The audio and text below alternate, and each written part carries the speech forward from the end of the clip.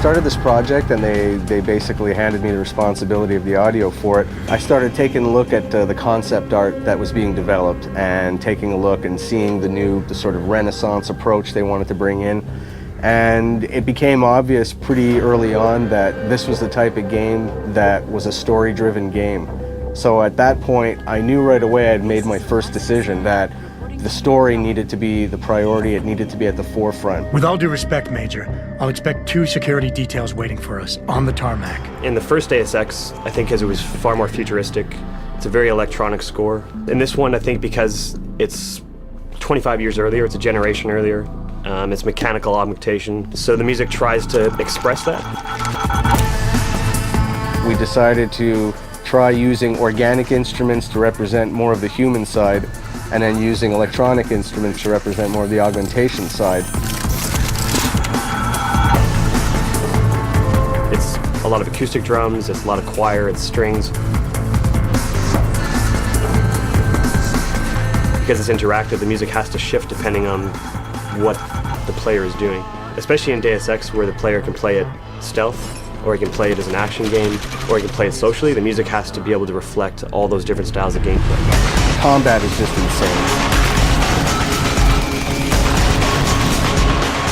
Making the weapon sounds is obviously the thing everybody gets excited about because it's a lot of fun to make things go boom. We worked with the weapons designer.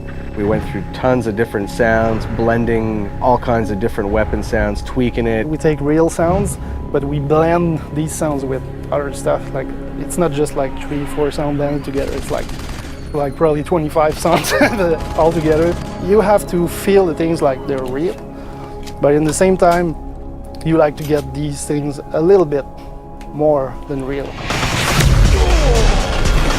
Hacking was a fun part to do because it's kind of its own little battlefield in itself. It's you against the mainframe, and when you're hacking something, I want it to feel somewhat cerebral, but I also wanted to have that tension of like, okay, I can't afford to get caught here. We had a lot of ideas on how to work the stealth side. We used distances to decide at what point we wanted to start hearing people. Someone's running. At what point did we want to start stressing the player out with the fact that they've got enemy guards approaching. And in the end, I think we found a recipe that worked really well and creates a really cool experience. We know someone's here. Keep looking. It's a heavy game, it's dense, there's a lot of story, there's a lot of conspiracy, there's a lot of characters in the game. That means the emphasis needs to be put on the people telling the story, and in this case, the actors. It is a time of great innovation, technological advancement. The thing about playing Adam Jensen is tricky because as an actor, when you play anything like film, television, or stage, what you do is you justify everything the character does. You have to. I found your attack dog in the factoring labs. But with Jensen, I have to justify not only why he's doing one arc, but why he's doing hundreds of arcs. When I have the option to play as a good guy, to not kill anybody, to go through the game and knock people out and never get discovered, that's what I'll do. Because I feel like a good guy wouldn't go around killing everybody. If I kill somebody and I didn't mean to kill them, I'll go back to a previous save. And I'll be like, okay, no, I'm going through without killing them. I say yes. To get the game immersive, I played it in a subtle way so that you can imprint your emotions onto the character. What are you talking about, Malik? What we needed was not so much music as it was more emotional support for the story. So whatever environment we're in, if we're in Detroit or we're in Shanghai, is trying to bring elements of that environment into the music. Street musicians that you may hear walking down the street are all incorporated into the score as well. You have to give a special color to the game. You have to get the vibe of that city. It's not just ambience.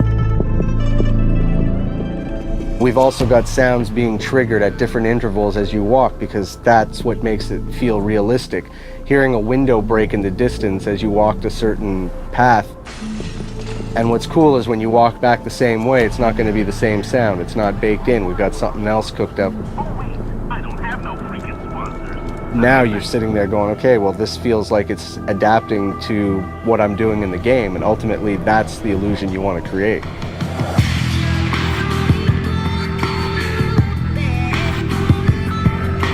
My philosophy on good sound design, I've often compared it to to trying to send somebody into a deep hypnotic state, and you're going down layers and levels of states, and the better it's done, the more your brain starts to release and give in and let you go into that sort of hypnotic state of playing the game.